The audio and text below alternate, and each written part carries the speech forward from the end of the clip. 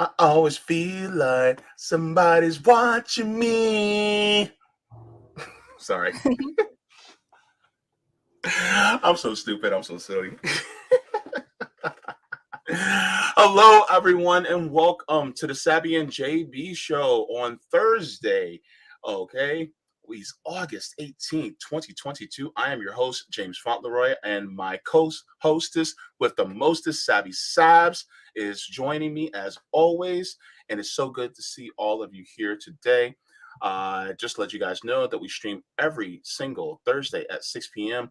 Eastern Standard Time. And it's so wonderful to see all of you. Thank you for everyone who contributes to our Patreon, as well as those of you who've already given a like. And if you guys want to be thanked for giving a like, well, just give a like and we'll do that too. And also, if you're not subscribed, please make sure to subscribe because we're good peoples. We like you guys, and I hope you like us too. Just to let you guys know, also, we also want to thank everybody in the chat for being so vocal. Good to see all of you here. And we have our special guests with us today. These are the campers extraordinaire, right? We have Courtney Banks and her sister Kiesha will be joining us shortly. Courtney, it is so good to see you. Hello. Oh my gosh, I haven't seen y'all in like all summer, basically. Yeah. We're still here. We're still black. Amazing. We do love it. She's like, amazing. You're still black. We're all still black. Okay. Yeah. I'm sure you guys know we've been busy. Everybody's been busy. This summer's taking it out of people, I feel like. Yeah. This inflation and all kinds of crap. So I'm happy to be here. Get some positive energy from y'all. Definitely. Hey, yes, Sabs, how's your day going so far? It's been busy. Since this morning, it's been really busy, but almost Friday, so I'm ready. Yeah, so she's like, I gotta do this, I gotta do that, you know. I mean, you just hit 20,000 subs, so I guess you are a little bit busy. Oh, that's great. Round of applause, right? That's great. Especially with this hating ass algorithm. That is so good. Who are you telling? I know. How are you, baby? I'm hungry. Look, I'm hungry. I'm broke. Look, I had a peanut butter sandwich earlier. That was it. So yeah, I'm like all of you, not just people on the screen, but also people watching. Yeah, I'm like all of you, hungry and tired. That sounds good right about now, though. Actually, I have a little bit of popcorn, so peanut butter sandwich sounds it sounds pretty good. Okay, actually, now I'm sorry, Sabby, but I said this on my stream.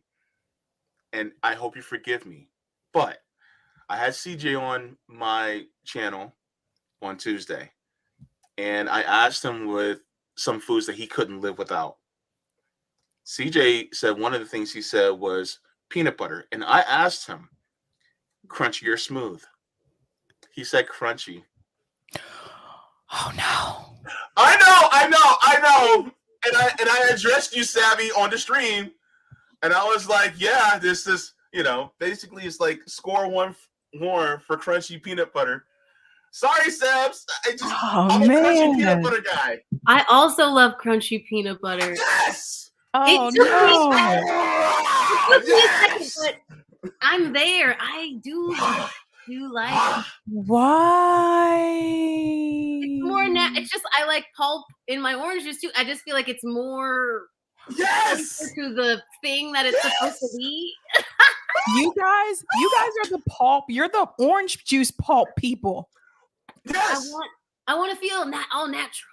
Yes, and for some reason it tastes better. I don't know what it is, but the orange juice of pulp has a different flavor. I don't know. I can't describe it. I don't like nuts inside of something else. Like I like that didn't sound right. I'm so sorry.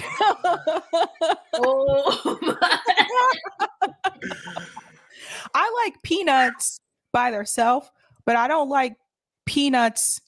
I don't like nuts inside of like ice cream or peanut butter or like, yeah, it's the same thing with cherries. I don't like cherries inside of something else. Like I don't like cherries in ice cream.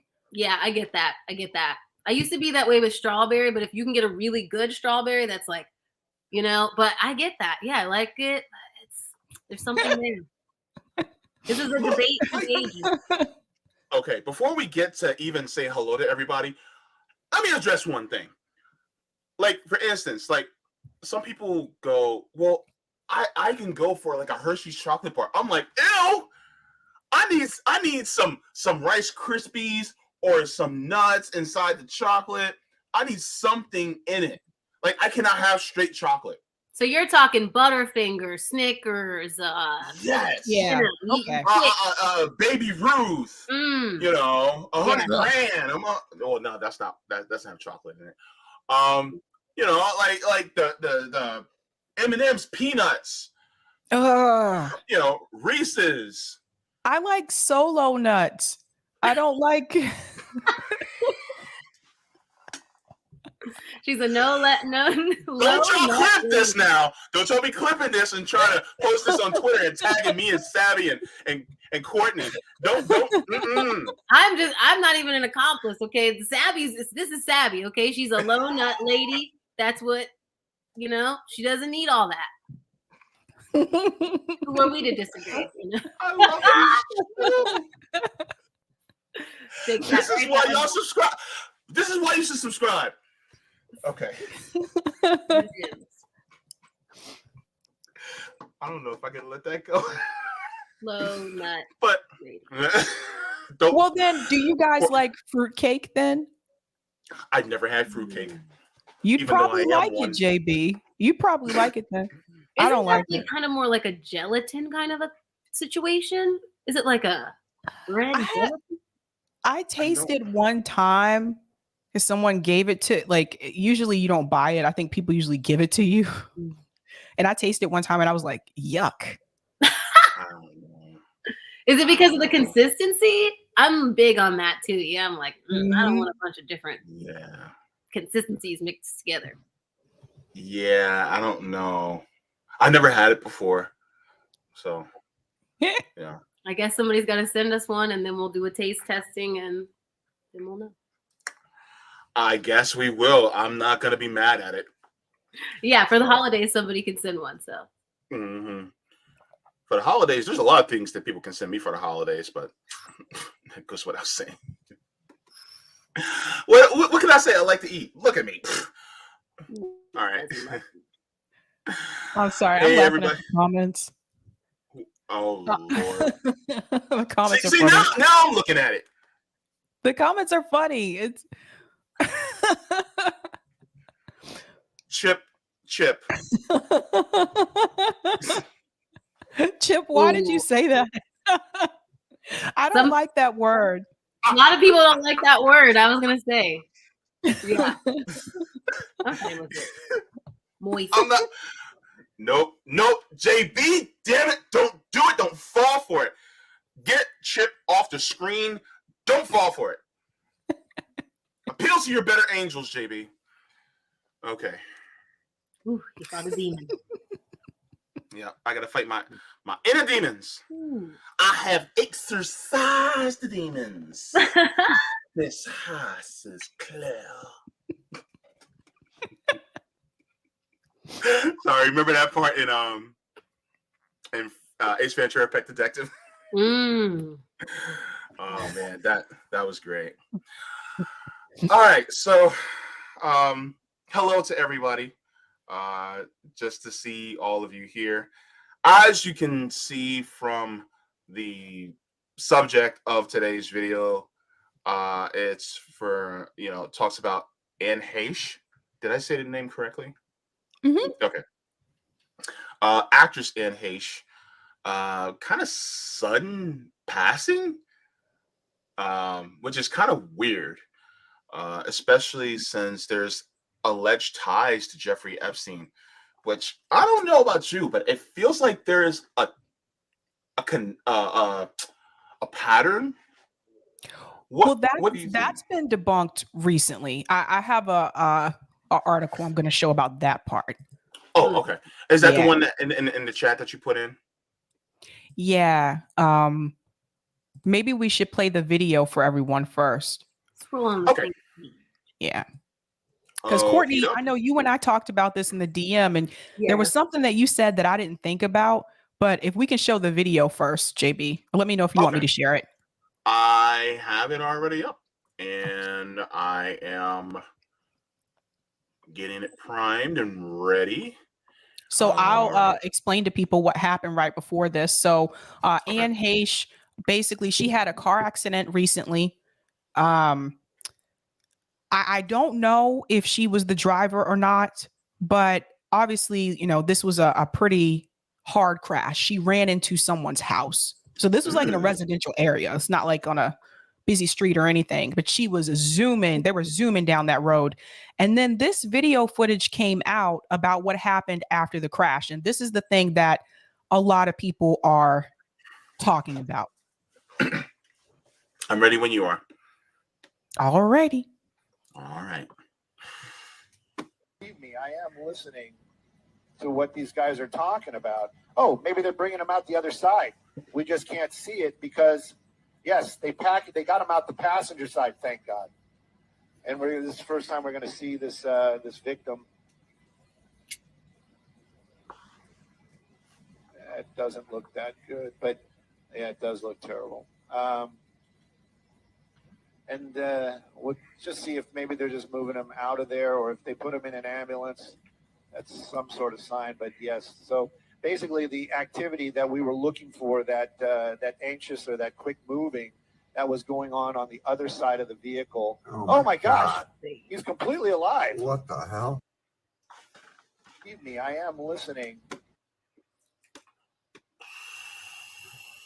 So I want to go to Courtney, because Courtney, you said something to me about this in the DM that I didn't think about at the time. Because basically what happened is after she got to the hospital, they did have to put her on life support, and then they took her off life support. But Courtney, can you explain to everyone that scene there where she sat up? There was something you said there. Yeah, I mean, from what I can gather and what other things that I've seen and read is that it was probably adrenaline, or that she was in shock, and that's why she emerged out of that. I can't tell. I don't think it was necessarily zipped up, but it definitely looks like the sheet was covered, and you can see she like pulled her way out of it. But a lot of times, especially when you have like traumatic injuries like that, so she was the driver, and I just looked at her report after she died, her autopsy, and she died also because her chest was very compressed from hitting the steering wheel. But because she was two crashes. She first hit someone's garage, backed up, sped the other way, and ran into straight through this person's house, engulfed in flames. So I think that there was a lot of internal bleeding. There can be a lot of brain injuries from that don't necessarily have like affect you right at the moment, but your brain can start bleeding, especially if you're burned that much. You can have a lot of third-degree burns that continue.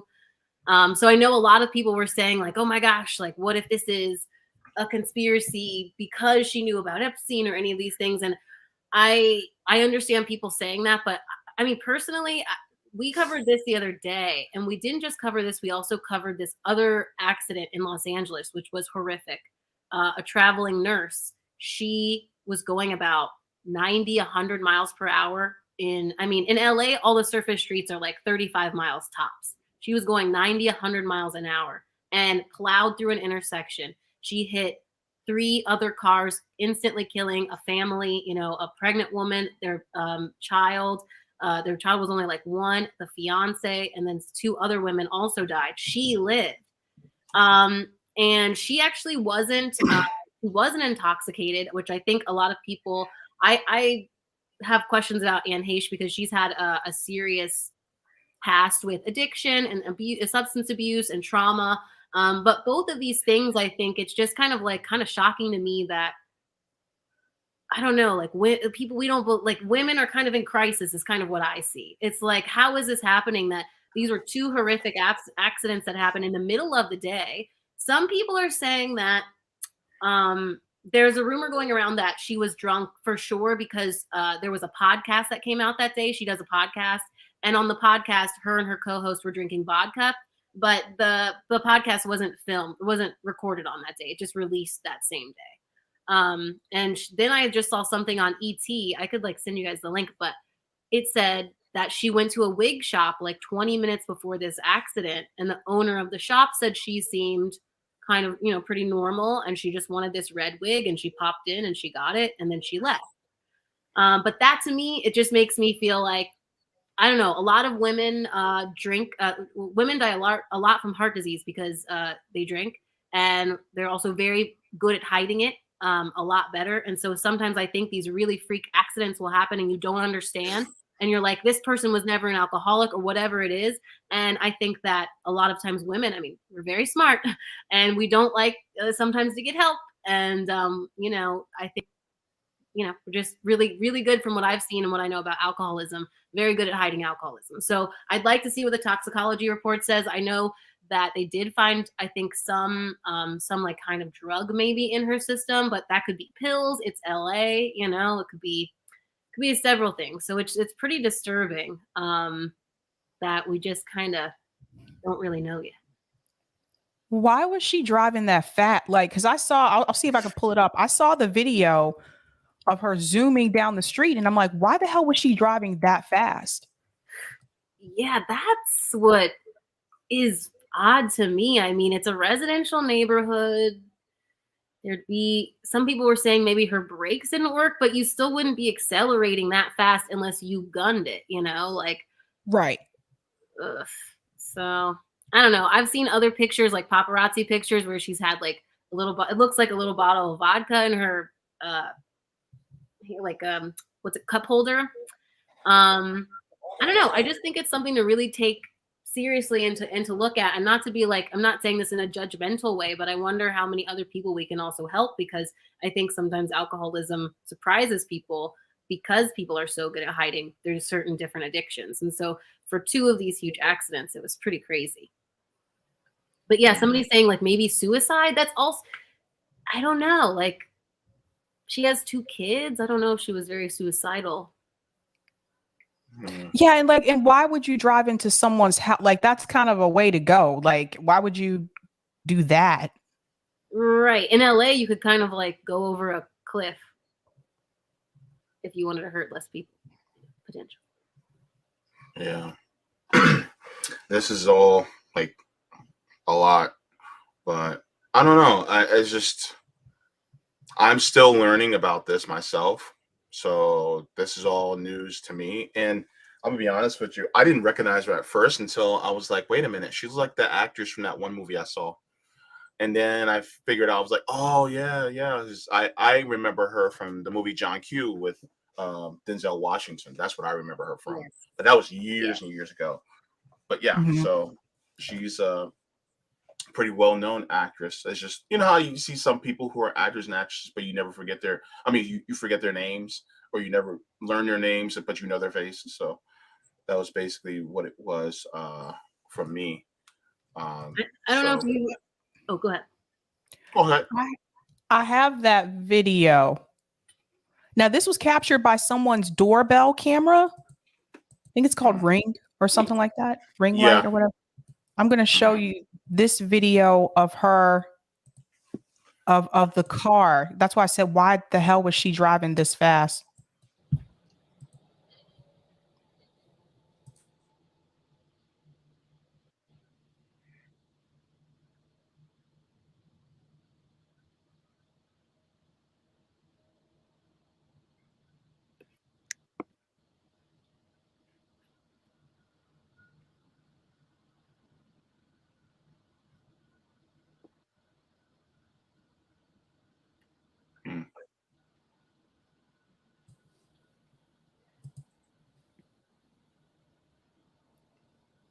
It's coming. Sorry, it takes a minute. I guess I could fast forward to that part.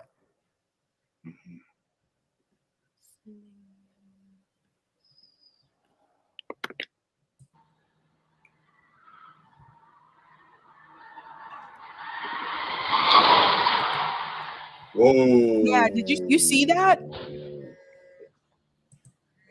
Whew. That was fast. This is the one from E.T. I can play this one too. Yeah, I find this one pretty interesting. Let me share this. This is crazy. Like I don't understand how you could be going that fast. It just New details are emerging about Anne Heche's morning before that fiery car crash left her in critical condition with severe burns. Or I see she was in a crash, and I'm just like floored. Like, oh my gosh, I'm praying. Like, hope she's okay. I hope she's okay. Richard Glass owns Glass Hair Design in Venice Beach, and less than an hour before Anne crashed her car into a nearby house, she popped into his shop to buy a wig. Discovered that it was Anne Heche. From there, she asked if she could purchase red wig. There's an echo. And I said, sure. And as I bring it down, I tell her that it's not cut or styled. She said she didn't care. She wanted it anyway. So from there, I bring it down. I tell her it's a little bit dusty. She says, no worries. Just sell me some shampoo and conditioner. It was just so random. So random. Right now, the LAPD is investigating Anne for misdemeanor DUI and hit and run. They're looking into what role drugs or alcohol may have played in the collision. But Richard says he didn't notice anything out of the ordinary about Anne during their encounter. She wasn't speaking in cursive. You know, I say that, you know, if people are impaired, you know, they speak in cursive because it's like you're slurring your words. But she wasn't. She was. I just want to comment on that. Kind of speaks to, I think, what Courtney was saying about some people are better at hiding it.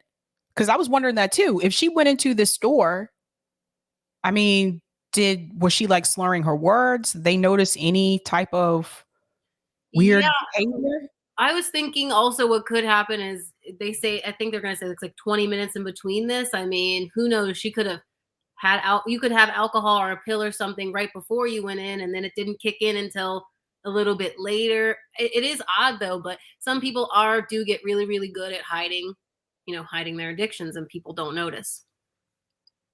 That's a good point. Let me go back in.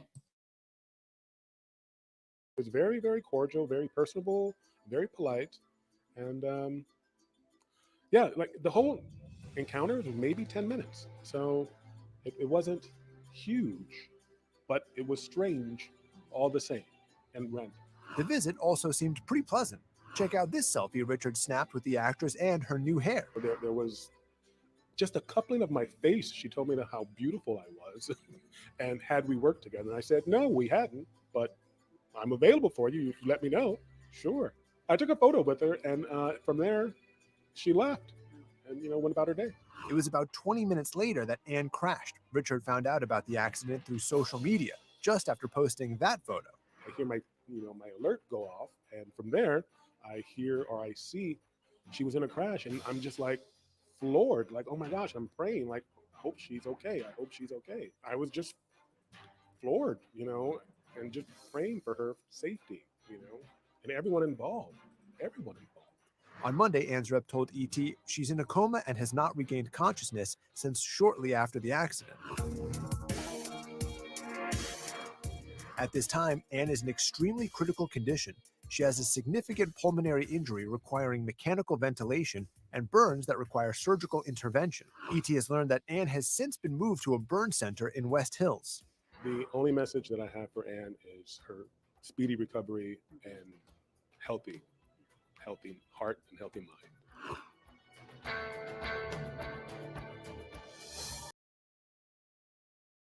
So I guess the question I have is why was she covered up, Courtney? Because these are the questions people are asking. Why was she covered up? Because she was obviously moving there. And two, why didn't they give her oxygen? These are the questions I heard people ask. Like, why didn't they implement oxygen right on the scene? Yeah. I mean, listen, I'm not a doctor, but from what I've researched, hey, Kiesha. Hello. From what I've seen is like, it could have been a kind of a wrap that's for burn victims, perhaps. Or I also heard that they did declare her dead on arrival. Like when they arrived at the scene, I heard that they did declare her that. But Kiesha even said something earlier, like they could have shocked her with adrenaline and then it didn't kick in until a few seconds later, maybe, you know? yeah, like maybe they like, you know, like in Pulp Fiction, you know, they give you the adrenaline, maybe it didn't work and they were like, well, you know, she didn't make it. But, or the other thing I thought is the chicken theory.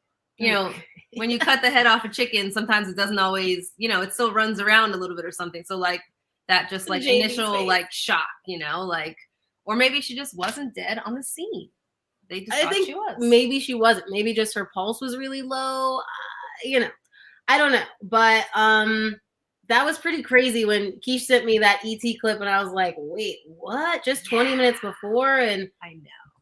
I don't know, but I don't know if that's weird behavior for her to just go into a wig shop. I don't know. That could be normal behavior.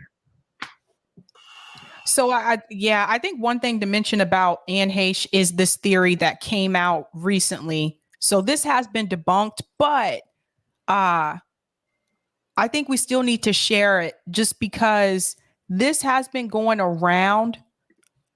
And I do want to go ahead and clear this up for people. So I'm going to share this really quick. So one of the theories that people have had is that Anne Heche was working on a movie about Jeffrey Epstein. So this actually came out recently and it says, fact check, Anne Heche's movie Girl in Room 13 is not about Jeffrey Epstein. The storyline of Girl in Room 13, a Lifetime movie starring late actor Anne Heche, is not connected to late financier Jeffrey Epstein. A spokesperson for the cable channel told Reuters the false connection was made online after the actor died following a car crash. And so that's some of the tweets there. And then it goes on to say, Lifetime has described the movie Girl in Room 13 as inspired by actual events, but there is no evidence the plot is connected to the late disgraced financier Jeffrey Epstein. So the movie, I believe, is about trafficking. So I just wanted to get you guys' take on that. Yeah, I mean, we definitely heard this. I was still like, I guess my take on it when I first heard it was, well, that doesn't really make sense because now it's bringing more attention to the movie, you know? That's what I thought. I was like, well, now I'm definitely knowing about it. But yeah, I did hear that it was more so based on kind of true events, but not necessarily connected to him. But I mean, anything that's kind of shining a light on sex trafficking seems like they don't want. Yeah. But the movie's made, right? So it's going to come out. Yeah, I think it's already done. Yeah. Mm-hmm. Which I also didn't realize before that it's already done. JB? My question is, will it actually be put out after this? Because, I mean, I don't... Maybe this is the slight conspiracy theorist in me, but to me, it's like... I don't know. It's like... You know how we have a distrust of corporate media, right? But at the same time, I don't want to be like the Alex Jones tinfoil hat type of guy. You know what I mean? Number one, tinfoil hats do not do a thing for my eyes. But at the same time, it's just like the powerful do like to hide stuff. So I don't know. And for me, sometimes these things are just coincidences, you know, and I'm curious as to what Anne Heche's family has to say about it, you know, in the next coming weeks, you know, as they process through this and then talk about, oh, well, you know, this is what we think happened, you know, and then, you know, of course, Courtney, you talked about the toxicology report. I mean, that would be interesting to see, you know, but at the same time, it's just one of those things where you kind of like on the fence. You know what I mean? I don't know. Yeah. Well, okay, here's my question. When was that article written that said that it wasn't linked to Jeffrey Epstein?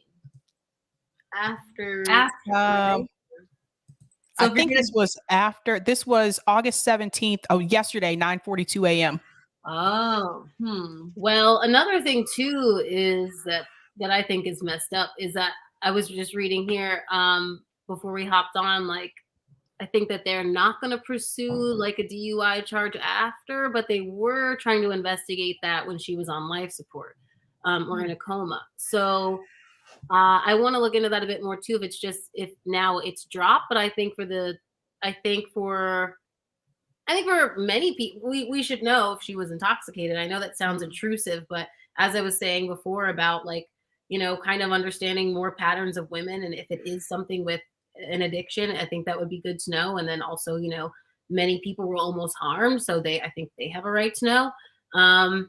And unfortunately, when you're a public figure, people feel like they get to know your business. That's the one thing I don't want. That's the one thing I'm going to hate the most about dying is I feel like people being so fucking intrusive, like looking at you. I don't like that. I don't like that. Nobody's going to do my makeup right. It's not going to be good. It's too intrusive. Then people are like, oh my God, how did she die? And it's like, it's always intrusive. It's just, I get it. So I'm not trying to be judgmental, but I just feel like for the state of kind of figuring out what happened, because also she was so troubled, and it's really terrible. Like, how can we support people if they do have this kind of like background, like what could we have done better?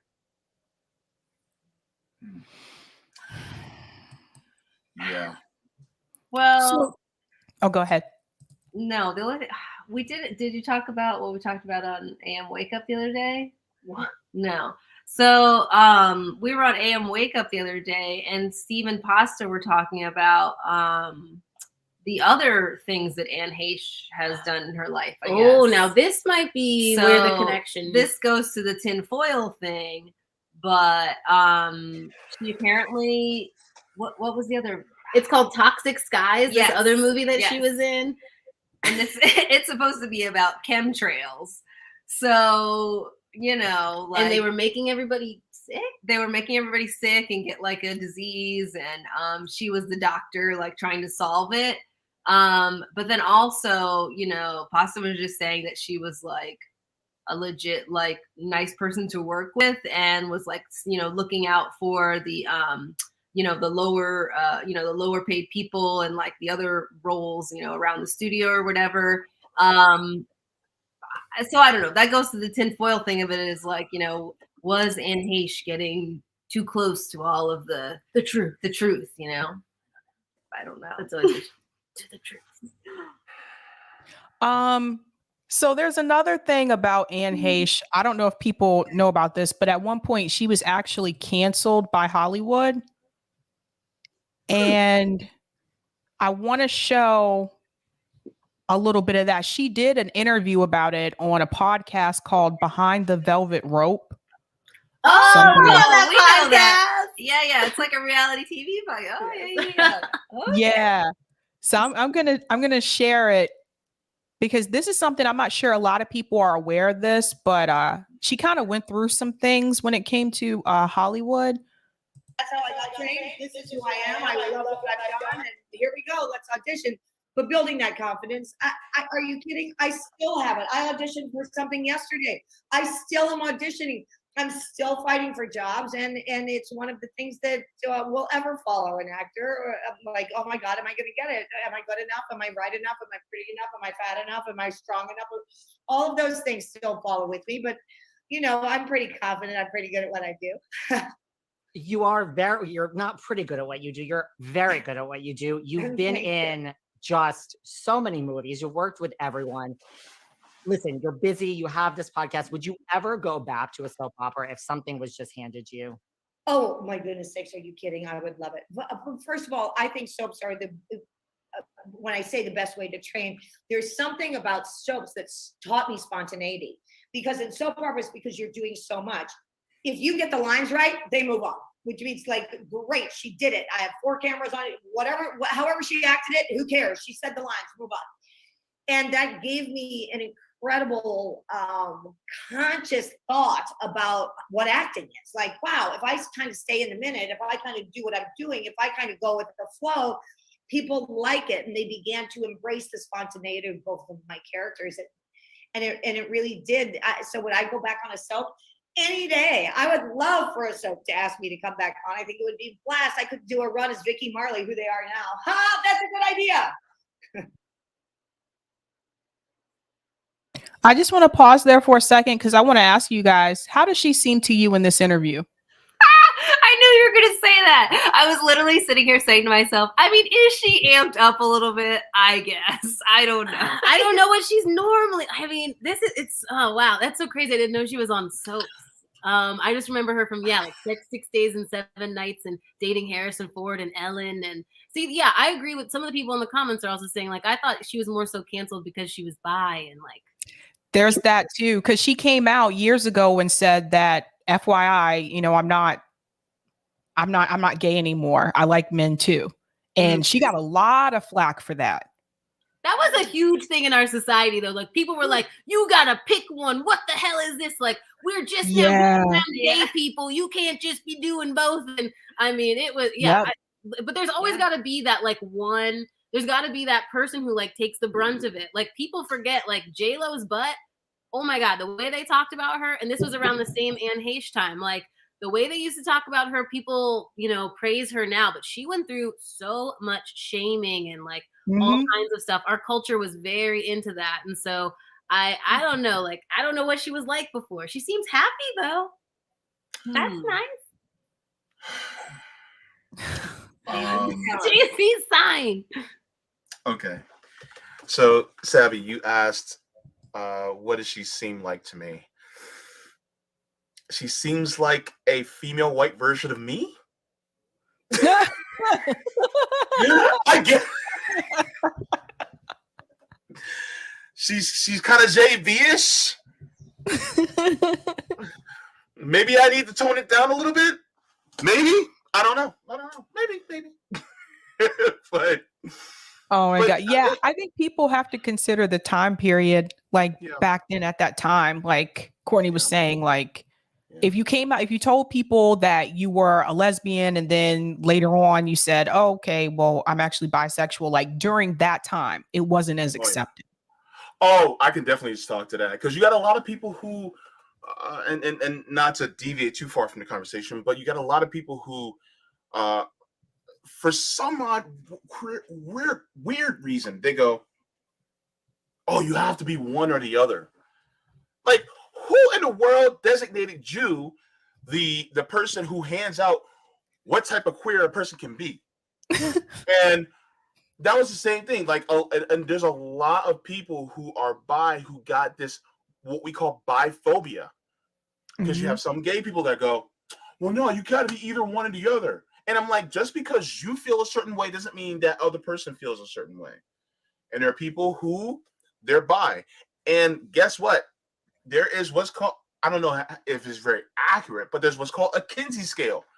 And depending on where you are, and you're not stationary on that scale. Some people slide on that scale. Some people are very fluid. So therefore, maybe at one time she was, hey, all women, that's good for me. Next thing you know, she was like, maybe some dudes a little bit, once in a while. And that's cool too. But the thing is that everybody was just so placed in this binary, stagnant thinking. And so that also led to people not understanding, and then people fear what they don't understand, and so they ostracize people who they don't understand. Do you think that hurt her career, like with Hollywood? Because I think Hollywood was the one that had a problem with it. Looking back at Rock Hudson, yes. Because Rock Hudson had to keep himself in the closet because, if he came out the closet, it would have ruined his career. And then people started to be more accepting of gays. But outside of gays, anybody that was trans or bi especially, no, they still didn't grow past that. Now it's the, they're more accepting of people who are bisexual, but now it's the whole trans issue where some people have to be more accepting of trans. So now we're at that level. So honestly, I can say yeah. Okay, let's go back in. I'm gonna put the captions on. I'm gonna fast forward a little bit here because they talk about soap operas for a while. Okay, Court would like to add ageism. Yeah. I just think if you're a woman in Hollywood, oh yeah, like they just treat you like trash. So yeah, and I feel like it starts at like 35, not like, Yeah, but I could see a merriment of both of those because she's not being controlled by her sexuality. That's something that I feel like they didn't like. Okay, you can be gay, but it's got to be like a stereotype that we can deal with. She was just kind of not that. So I think they also pushed back on that, which she broke the mold, I guess. Yeah, good call on the Rock Hudson too, JB. Okay, here's the part. I found it. I don't remember their names. No, well, it really is true. I was blacklisted from Hollywood. I went through a very difficult time, not doing studio movies after I took Ellen to the premiere of Volcano, and kind of aiming toward being able to be back in studio pictures. It was a very confusing time for me. It took 10 years for me to get Cedar Rapids, be able to be back in the studio system again. And during that time, I bless Lifetime. I bless Hallmark Hall of Fame. These companies kept food on my table and kept me working and doing the thing that I love to do. Were they all the best movies? Not all of them. Not all of them. But again, the opportunity to be an actress and be able to make your living doing that is not always, it's not the easiest thing. So I'm very grateful for those movies. And sometimes you have to do the bad ones in order to train you to understand better what your timing is. I always take everything as a gift. So, I took that 10 years as a gift and learned a lot. Wrote, directed, saw cast a certain way, different areas of my life got explored during that time. And then when you finally got that big film again, like Cedar, was that just like hallelujah?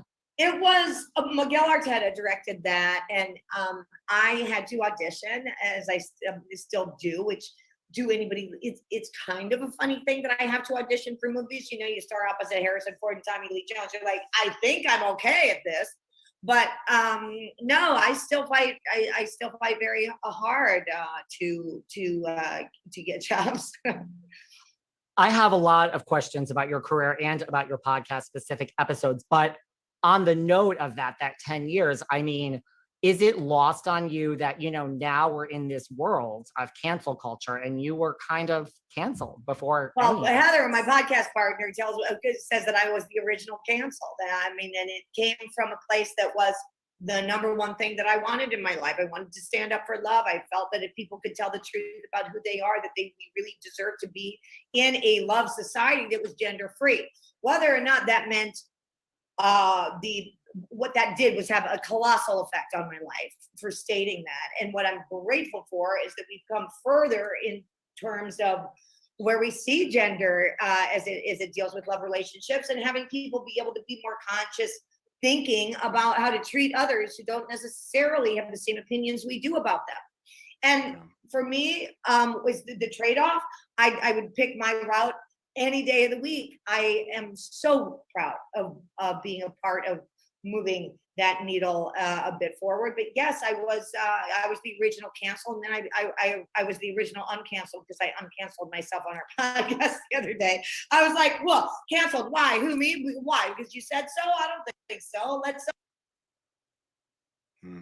Okay, so she's saying that, I guess when she took Ellen to the award ceremony, that was when they canceled her. So she said she was canceled for 10 years in Hollywood.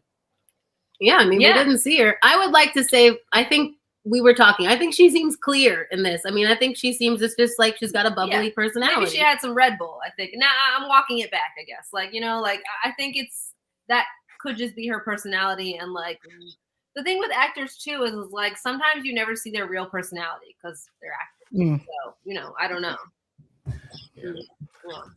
I've always wanted to be an actor, so that tells you guys, anything about me is that, yeah. I don't know. Maybe if you were in if you were doing promotion for something, maybe so. But since this was a podcast, I feel like that was pretty. What's interesting too is that even though they canceled her after she showed up at the awards with Ellen, because I believe at that point Anne Heche had not announced to people that she was gay. She had not announced that. So she was being cast, and she came from the soap world too, and like soap operas, they kind of put you in those gender boxes on soap operas. And so she was cast alongside like men, and as their significant other or whatever. And so I believe like Hollywood producers and agents kind of looked at it as though like, why did you tell us about this? So that's how people found out, was when she showed up to the awards with Ellen. But if you notice, they canceled Anne Heche, but Ellen was allowed to continue to go on and became even more successful. And I do remember when Ellen had her sitcom. Yes. And when she came out on the show, her character did, but that was also her coming out in real life. And her show was canceled. Her show was canceled after that, but her career continued to go on. Yeah. So what was the difference here? Well, did Anne Heche date Harrison Ford first or after? I think I want to say before. That might have been before. Better Google it. Okay, go ahead. I'll Google. I mean, yeah, it is pretty. I mean, I remember when Ellen came out on TV. Like that was was a big deal for sure. But is it? Yeah, somebody's got to take the fall, I guess. It seems, from what Anne Heche is saying, it seems like she took the fall for it by, after taking her to that event. And then I wonder the sequence of events, because what if Anne Heche and Ellen went to this thing first and then Ellen came out after that? That would almost be like a precursor, kind of, like a buffer. So I wonder what I think Ellen came out before. Yeah, definitely. Yeah, definitely. Yeah, I think it was okay because Ellen was known as a lesbian, so that wasn't that wasn't the shock. It was that this person who's supposed to be heterosexual is switching sides. You just came with a guy. This is not right. I want to say she dated Harrison Ford first. I'm almost there. I see. Okay. JB, what do you think?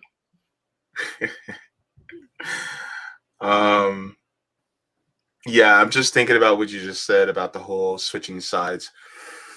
Ultimately, it's a money issue.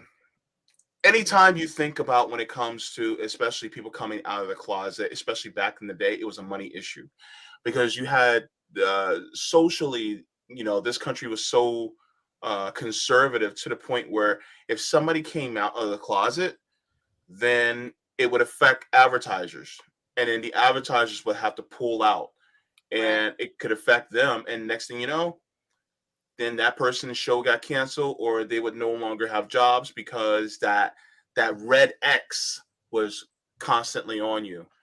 And it wasn't like Anne Heche was in a more masculine behaving type of lesbian or woman, where people can go, well, is she? Isn't she? No, she behaved in a fairly effeminate way. So that being said, people have the assumption, and I may get on a soapbox here in a second, but people have the assumption that you're straight until proven gay. That's the world we live in. And so, wow. I mean, am I wrong? Okay. No, you're right. You're right. Everybody's especially if you look like Anne Heche. Yeah. Yes. And so the thing is, people like Anne Heche, coming out of the closet, it's like a feminine woman being a lesbian. Are you kidding me? And it was just like, well, yeah. Like, just like, for instance, people like, the Hollywood heartthrob Rock Hudson, people didn't know he was gay until they found out he was gay. Or people didn't know that Marlon Brando, he liked to attend a couple sausage parties too, one or two. And people didn't realize that somebody like Marlon Brando would also be liking dudes, because they were heartthrobs. They were loved by women. And so people didn't think that. Yeah. So the thing is that it's kind of almost like some people feel like they were betrayed, even though that person always was who they were. They just didn't reveal that part of themselves. And so, it's almost like, I forgot the name of the term. It's a sociological term when you develop a relationship with somebody who's in media, but you don't have a personal relationship with them. I forgot what it's called. But people have that with not just people with celebrities. People may even have that with us, as commentators in this space. The thing is that some people feel like they're owed that information from somebody because they're well known, when really, truth be told, it ain't none of nobody's business.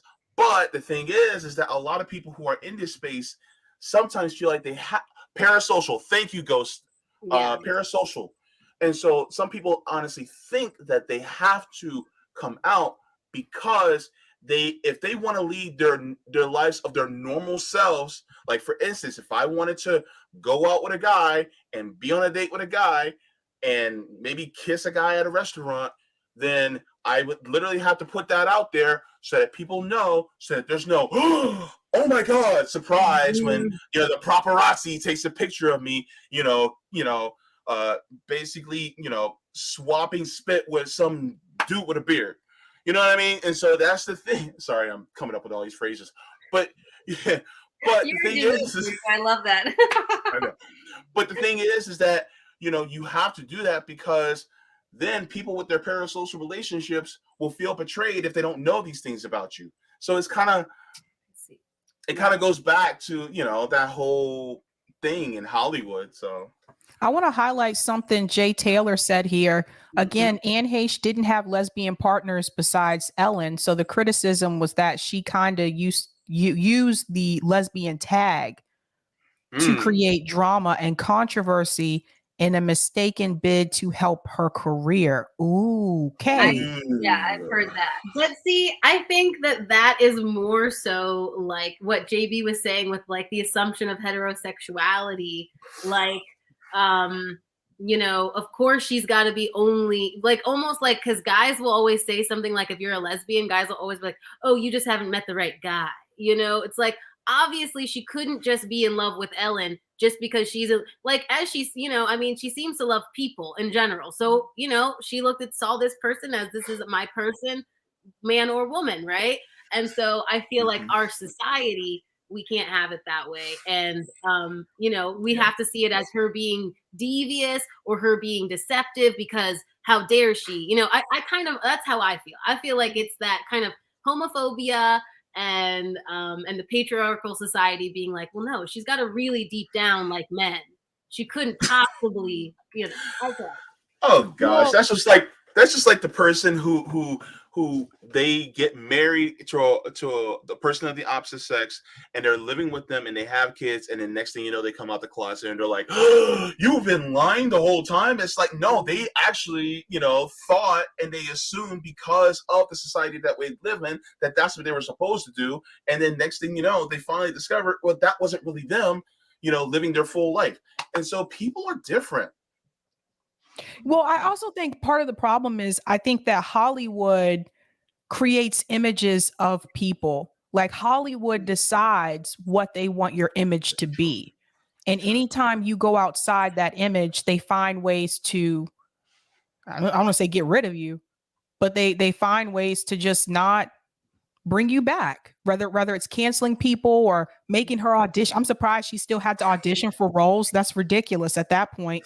So for people who don't know, once you get to be on that level, typically scripts are just given to you, and you're asked to read them and whether or not you're interested in the role. So she was at that level. So still making her audition, that was kind of like Hollywood's way of saying, F you, we're going to make you work harder for it.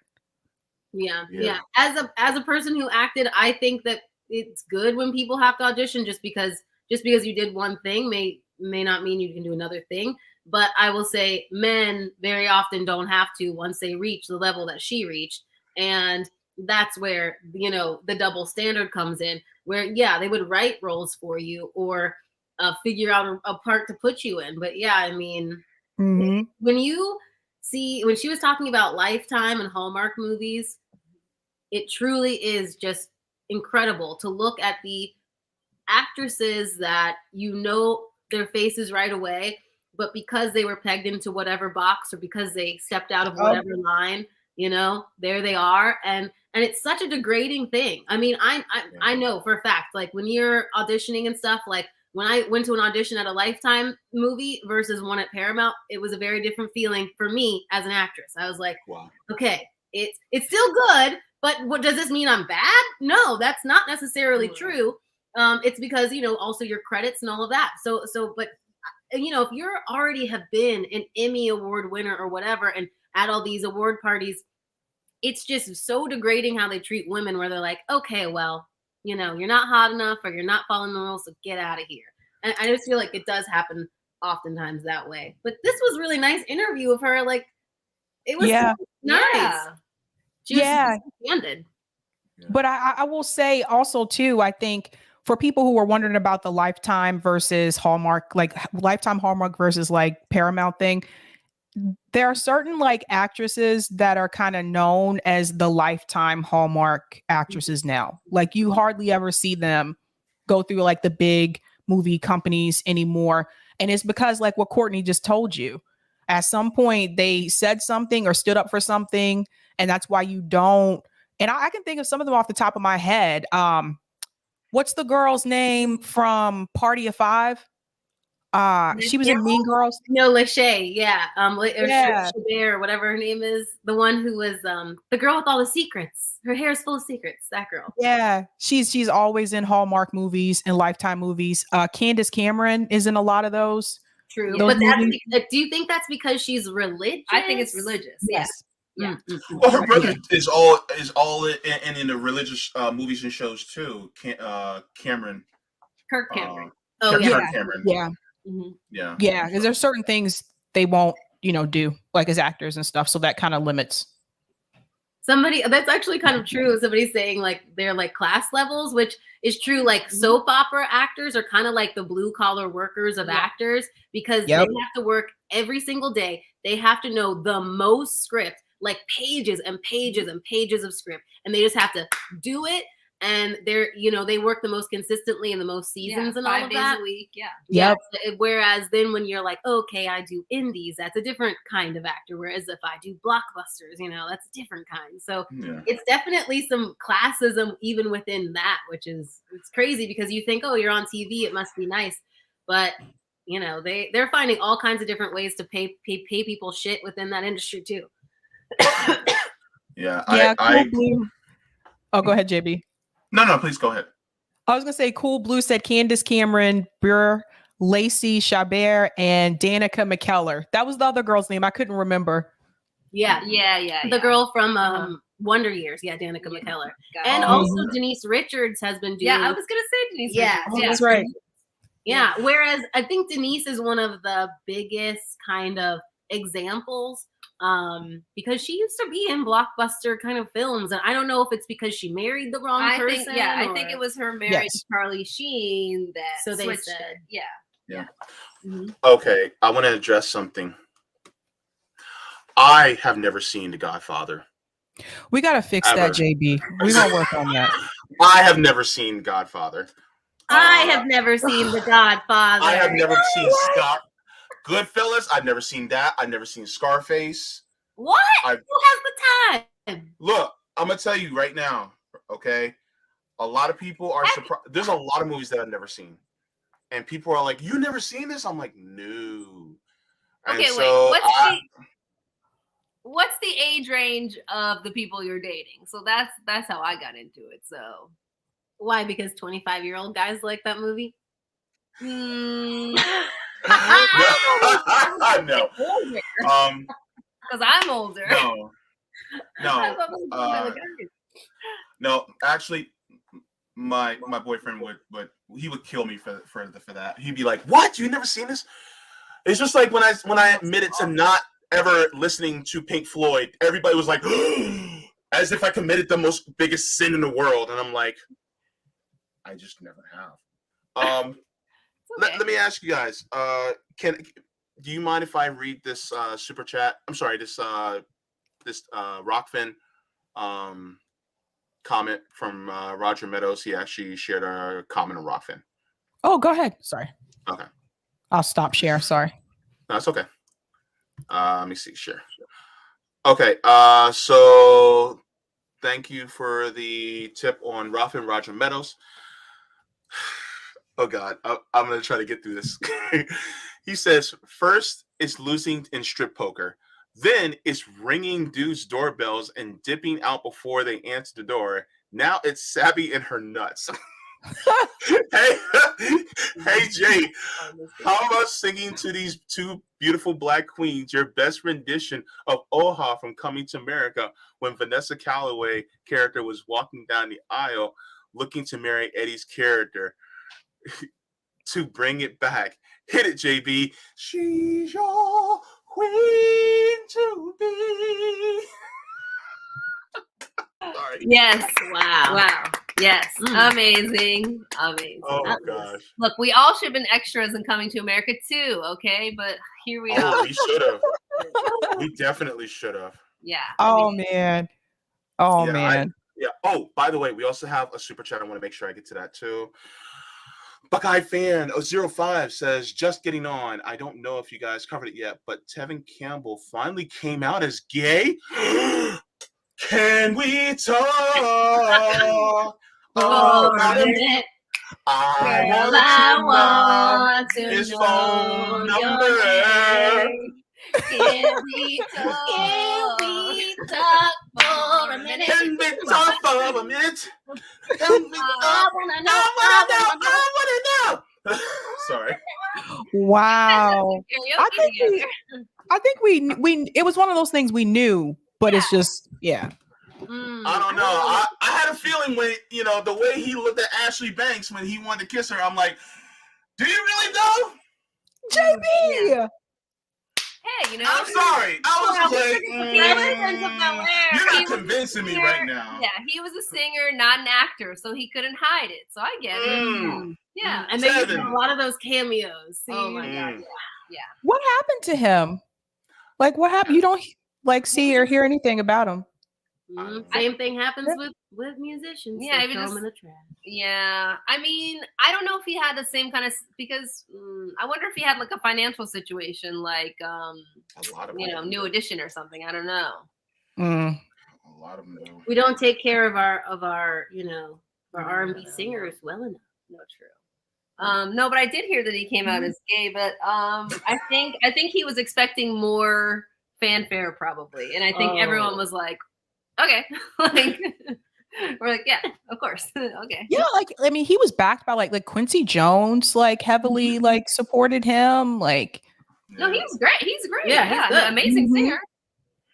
And then one day he just disappeared, and we were like, "Whatever happened to Tevin Campbell?" Just like Judy on Family Matters, she just appeared. Wow. Well, that was a financial. That was another one. It was a financial situation. Oh, What do you Judy. mean? I was thinking of Laura for a second. Wait, are you saying Judy they just stopped talking The about her? younger daughter? Yeah, They did just you not? took her off the show. The whole story is Judy went up the stairs and she never came back down. Seriously. What? I did not know. No, seriously. She showed up one day on the set, and they were like, "Yeah, this is not your role anymore."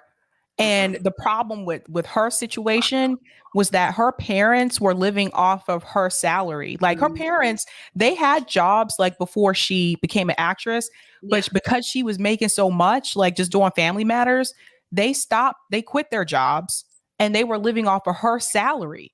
And so by the time, and here's the thing, this is the crazy part now, she wasn't allowed to touch, you're not allowed to touch the money till you're like 18 or something like that, right? Okay, yeah. By the time when she found out that she was let go from the show, when she went back to her parents, that was when she found out that there was no money. Money was gone. They had spent all the money.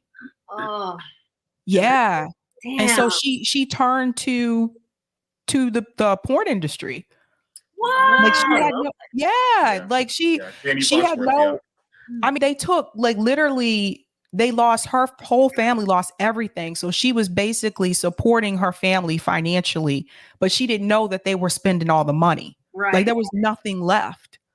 That is terrible. That happens so often to like child stars, and so much of this stuff is coming out about like Nickelodeon and Dan Schneider as well. And it's just like, it's horrible. And I do fear that it's kind of happening in some ways with social media today, like people putting their children on very, very young, and then they can get an audience, and then the child kind of gets used to or feeling like they have to constantly produce or something. It's becoming that in like microcosms, and it's sad because when your family then depends on you, especially because the way Hollywood was at that time. I mean, it's still pretty racist, but like they weren't looking for roles for her to give her. True. Well, they brought in the little boy. Remember little Richie? Remember they brought him on the show? Well, he was kind of like, he was kind of like the attraction. Richie. Yeah, because a lot of people liked him. Like they liked his character. So then it was like, okay, well, we don't really need Judy anymore. Yeah. This like breezed through my mind. Wow, that's crazy. Whoa, Richie. Yeah. Oh man, tragic. That's so sad. Yeah.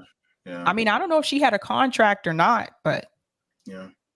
Then little Richie ain't little anymore because he's now on soap operas now too. So yeah. Which one? Which one?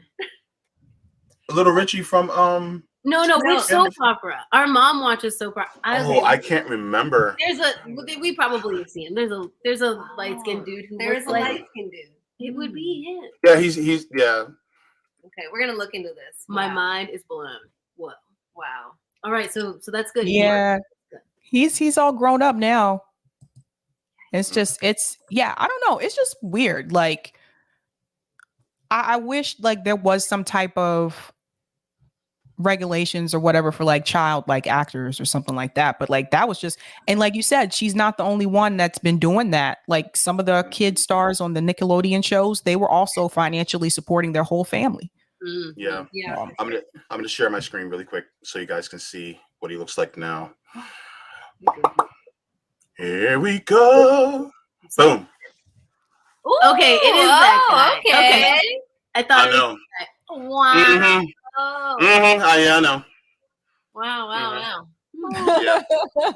Yeah. Oh my God. Remember he used to do little Michael Jackson things all the time? Wow. Yep. Yeah. He had a Jerry curl too. I was just like, Lord. I'm like, get that Jerry curl off that boy. I don't know.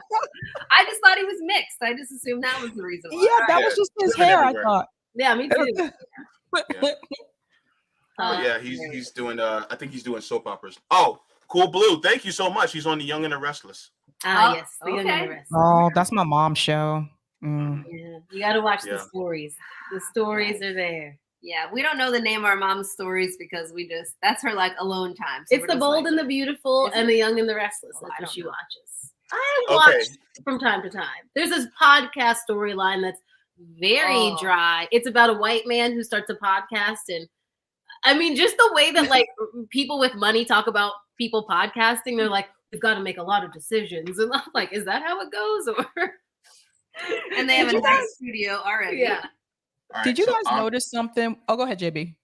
No, I was going to give a little tidbit of information about myself that I certainly got sucked into soap operas when I was in my late teens. Oh, same. Yeah, my show was General Hospital. That was my show. I like General Hospital and Young and the Restless, Guiding Light, and then there was a new one called Passions. Okay, and that was kind of weird because there was like a witch on the show, like a real witch. I was gonna ask you if you had seen Melrose Place. See, that was kind of like a nighttime soap opera. Yeah. Oh yeah, I forgot about. Yeah, I've seen that one before too. I think what was weird about all the daytime soap operas, it seemed like most of them were based in like this New England town. Oh yeah, I've noticed that. And everybody was rich. Everybody. Yes, of course. Yeah. You only want to watch rich people. Like literally, it's always about them being rich, and they're like in a boardroom, and they're like, "Well, what are we gonna do about the family business? Of course, What are we gonna do about the Cassadine family? I don't know. Well, I guess we should do a hostile takeover. Well, I think we should. You know, and okay, I have to say this. If you guys can lose faith in me, it's okay. I've already lost faith in myself. It's all right. I'm a mess. The only reason why I ended up start watching soap operas was because I saw a hot guy on there, and I was like, "Who's that?" And I kept watching. I'm like, Same. Why else would you be watching? Yeah. Yeah, because the stories aren't really that great. It's just Yeah. it's the guys. I'm lit 16, 17, and I'm like, oh, all right. And there ain't nobody home. You know, I'm on summer break. Let's turn it on. Let's see what's going on. And then next thing you know, I get into it, and I'm just like, oh, did she just? Oh, that hussy! Oh, and he just, oh, the gumption that he has to just cheat on her like that. You know. Ooh, I've been missing out. It sounds like. Wow. There's a lot of stuff that happens. Wow. Well, what was the I forget what's the name of the soap opera that had Hope and Bo and Days of Our Lives. Some of them have been on there for like years. Oh yeah. A really long time. Yeah. Decades. That is job security. Luke and Laura. Yeah. I don't know how these people do it. I mean, that's some serious work. Yeah. Oh, by the way, there's another super chat, not super chat, but tip by Roger on Rockfin. Let me share that. Hopefully I can get through this one too. Roger Meadows, thank you for the tip on Rockfin. Roger says, at a Richard Pryor roast, when it was his time to speak, he joked about getting boffed up the wahoo by Brando and them panning to Brando, who was laughing. You can probably find footage in real time on YouTube. Look it up. Oh, Lord. Oh, no, not the Richard Pryor stuff again. Remember when Rome was talking about that? Oh, Lord. Don't get me started. That depressed the hell out of me. Boy. But yeah. Oh, my goodness. I'll have to go back. It depressed you. Well, there's lots of depressing things about Richard Pryor, but I missed what you guys were talking about. That he may have had relations with Marlon Brando. Wow. Where Pilgrim said Days of Our Lives will be shifting from NBC to Peacock in the fall. That's interesting. Yeah, I did see like an article about that, and it's like, well, what are older folks supposed to do? I mean, right? Like if you just able. Yeah, if you just have a regular TV. I feel like sometimes people are just so out of touch, like they have no idea that people still have regular TVs and, you know, it's crazy. It's nuts. Like in LA, there was this thing that happened where they stopped, I don't know if they're doing it everywhere, but they stopped taking tokens on the bus. And it was like, that doesn't seem like a good idea. Like people are going to just be paying for the bus with their credit cards or something. No, guys, like you got to be able, poor people have to be able to get on the bus. This is ridiculous. They stopped that up here a couple years ago. Yeah. Yeah, it was the same thing. They used to take tokens and they got rid of them. Right. Yeah. Follow the money. I'm sorry. The people in the chat are hilarious. They've been saying some stuff. Want to drool, JB? Watch Latino soaps. Now that. Oh man. Oh my gosh. Y'all. Everybody's so funny in this. Yeah. And Chip, Walter, yeah. Because remember a few weeks ago, Sabby, you and me were talking about what Quincy Jones was saying about Marlon Brando. He said he did anything that walked. I was like, what? Look, guys, back in the day, I believe it. These people think they're so free now. No. People hiring Quaaludes and doing everybody. Yeah, and they didn't have social media. Hey, that's what I was whatever they want. You are doing stuff just to be like, oh, look at me. It was like, listen, okay, we're doing this, baby. Now, sometimes there were drugs involved, and that's wrong. But otherwise, people were influenced. Okay. What about Woodstock? Okay, people were doing stuff back in the day. Oh my gosh! Wow. Oh my gosh. Very interesting. Very. Man, talk about sex, lies, and videotape. I know. I'm gonna address Baba really quick. We're talking about this while the IRS is training a bunch of losers to come arm your house. Yeah, this show is a little bit different. Yeah, it's a little bit lighter. Yeah. Yeah. that's what we said in the outset when we first started the show, is that it was going to be more of a lighter tone. We were going to focus on Right. some geek culture. We were going to focus on some pop culture, things about that. So that's the purpose of the Savvy and JB show. Yeah, not politics or yeah. I mean, we intertwine it with some politics a little bit, but I mean, we're not going to change the IRS. They're already doing what they're doing, guys. So, Well, also Yeah. just like stressing about, it's nice to kind of get your brain a different mindset, Yes. as we've all been saying. Like, I think this summer has been rough, and we're stressed planning this camp all the time. So, Yeah. and yeah. it's a lot. Yeah. And I think too, like we think about politics plenty, but Yeah. Mhm. it's nice to. Oh Yeah. boy, here comes the here, wait, no, I didn't want to do that. Okay, let me block user. All right, Lord. That's also why, like, I don't stream, with the exception of the women's panel once a month. That's why I don't stream on the weekend. You have to give yourself a mental break away from that stuff.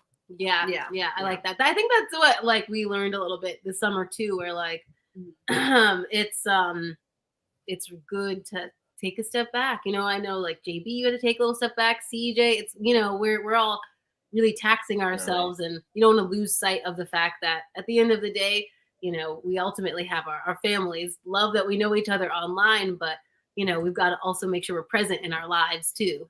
Yeah. Yes, absolutely. One of the things I think that's also really important, and this is something that former RBN member Josana used to say, which I love that she tells me this and still tells me this down to this day. She said, joy is revolutionary.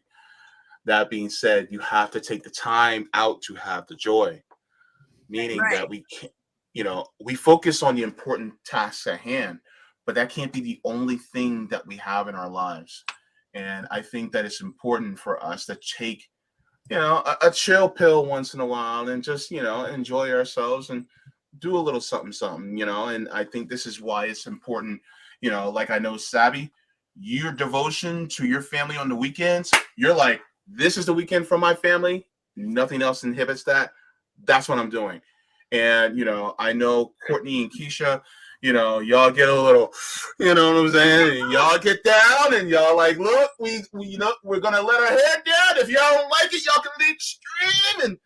But if y'all That's like right. it, y'all can stick around and, we're going to just talk about whatever. And that's good. Because the thing is, you have to be human. Yes. That's the point. Like, we're not robots that are constantly talking about the decline of capitalism and decline of our society due to imperialistic and capitalistic forces and white supremacy. Like, we can't do that all the time, right? Yeah. And that's one of the beauties of the Savvy and JB show, so that we can actually, enjoy ourselves a little bit, right? I love that you guys For people who are newer, we used to have a show on here called Nerdolitics, and that was about Jackie and Meg, they used to talk about Marvel, like superheroes, comics, but they would also talk about they brought in like movies. They talked about movies a lot. Yeah. So that's important. I mean, because as much as we're talking about, I mean, all of this also folds back into the politics, like Hollywood, and all of it goes hand in hand. But isn't that also just like very kind of capitalistic shackles to be like, you always have to know everything and know every news story and have an opinion on it? And it's kind of like, or is that what they want? And I should be able to disengage for a second and talk about something light. Because there's always that guilt. They're like, oh my gosh, you're relaxing. Yeah. How dare you? Yeah, definitely. Or not knowing everything. I mean, and it's also like so heavy to know all of this stuff. Like, I mean, I know about climate change, but do I want to know more? I mean, yes, I do, but I can't think about it all the time. Like, it's just very heavy. I don't know if you, like, some people who do streaming like this and have to read, we have to read a lot of stuff and watch a lot of stuff to even do our research. So it's like very heavy. Yeah. Sometimes you have to read like multiple articles because for like one topic, just because the first two you may come across may not be legit. Yeah. Yeah. And the thing is that not everybody has the same bandwidth as others. So that's also true too. Yes. I also need to address this tweet. I'm sorry, Buckeye fan. I'm sorry. No, I never have. What? What am with you? I know. Wow. Okay. How is this possible? Okay. Look. Let me give y'all my black card right now because I never have. I've never seen Boys in the Hood. I've never seen CB4. Never seen that. Whoa. I know. Rock when he was like skinny and young and like, yeah. Okay, but Never said. Wow. New Jack City. Never seen that. New Jack City. I mean, I'm old, so but okay. Court, this is gonna make you feel better, JB. Court has a theory that a lot of Black movies are really sad. So she feels like, why should I have to watch all these sad movies? Oh, I thought you were gonna say Courtney hasn't seen The Color Purple. Oh, I didn't want to out you. I didn't want to. I was like, look. Technically, I haven't either. JB, that's it. it. Okay, thank you. That's it. Now. That is no. Okay, look, and you know what, Savvy? She blames me. She says, "Oh, you're my older sister, and you should have shown it to me or whatever." But I'm like, I mean, you showed me Freddy Krueger, but that's fun. Like, The Color Purple is not something that you're like, okay, guys, we're gonna sit down and we're gonna watch The Color Purple now. I mean, maybe mom should. JB, then that means you don't know the sayings. Like you don't know. You told Hoppo to beat me. I love Hoppo. God knows I do. But I killed it. If I never loved me, beat me. Wow. So you I know that part. Wow. Ricky! Do you know about Ricky from Boys in the Hood? Ricky! He was the one who was gonna get out of there. Oh my god. But I know about well, it's supposed to be Nettie, but I said Sab. JB, I'm giving you homework. Wow, Oh, we're all gonna have to. Yeah, I'm gonna have to make Court watch it too. I mean, it's a great movie, honestly. It's just I would that. love to do I would love to do a watch party. That's what I was gonna say. I was like, we might have to do a watch party of some of these. Yeah, I mean, come on, JB. A Black Taxi. You never seen Titanic? I saw that when I was 12. I'm concerned. Wow. Well, we were trying to watch it for the historic aspect, but when it got to that nude scene, I was 12. I was like, I was literally just about to say, don't watch it with your parents, okay? Because I was also with them. I did, and I was like this the whole. I saw it twice. The first time I saw it. And then I was like this, but then my mom was like, "Oh, I want to see it," and I was like, "Oh gosh!" Next thing you know, by the time it went to that part, I was like this.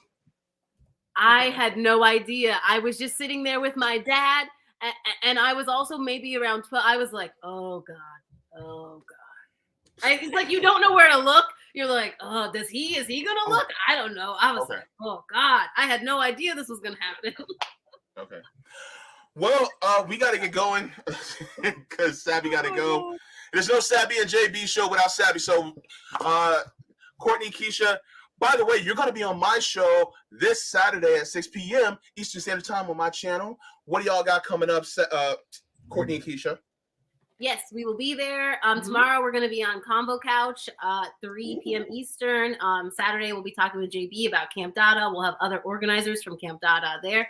So thank you so much for that. And just check out our YouTube page. We'll have some new videos coming out. But we did just talk to a Twitch guy, Heem, about y'all's General Strike Summit. So he was in the video that I made. And so we had a little heart-to-heart. It was a pretty interesting conversation. So, but props to him for even like wanting to speak. So that was pretty cool. Thank you. Okay. Yeah, this was fun. Cool. And then Sabby, what you got coming up next? I'll be live tonight at 8 p.m. Eastern Standard Time. Peter Schwartzman is going to come on. He actually won as a Green Party candidate. So I'm interested in hearing from him. And we got a couple of news stories as well. Okay, so all right, thanks a lot, Sabs. I'm gonna check this last rock fin before I go. See you later, Sabs. Bye.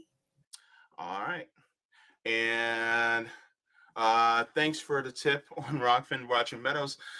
Roger says, Susan Lucci lives, not sure if she still lives in the village right next to my village.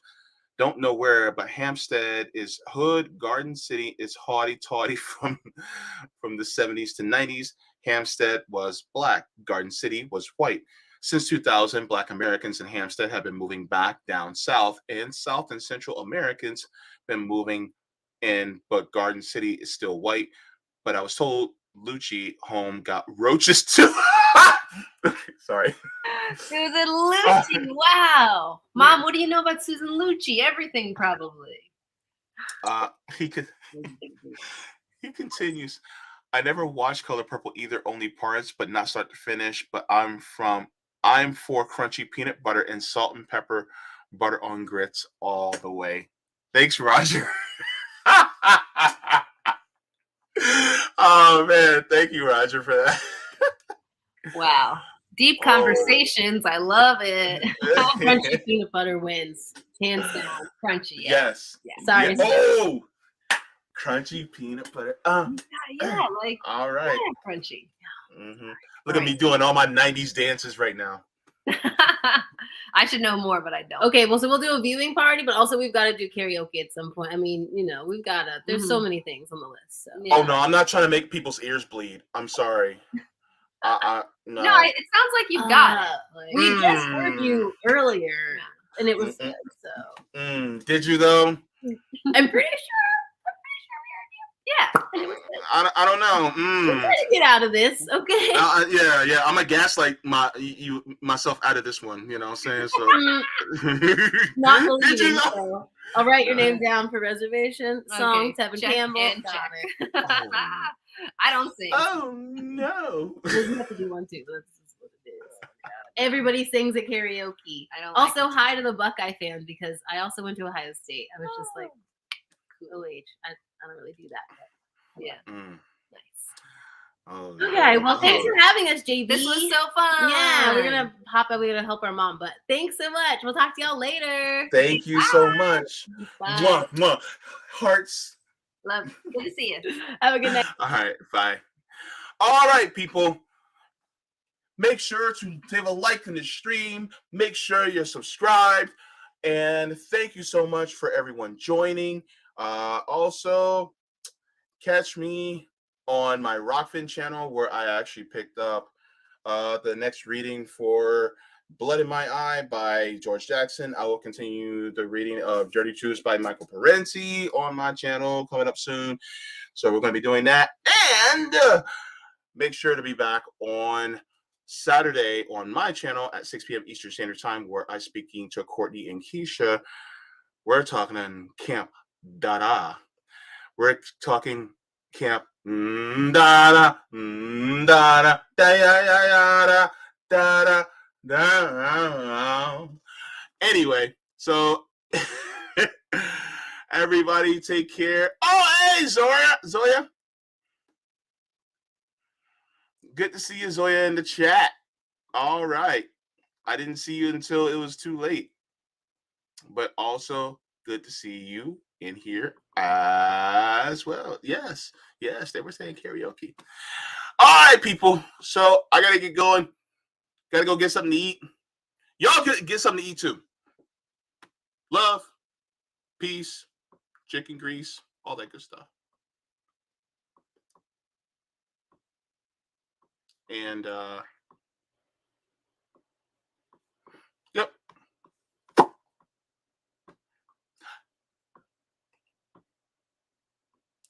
Bye-bye.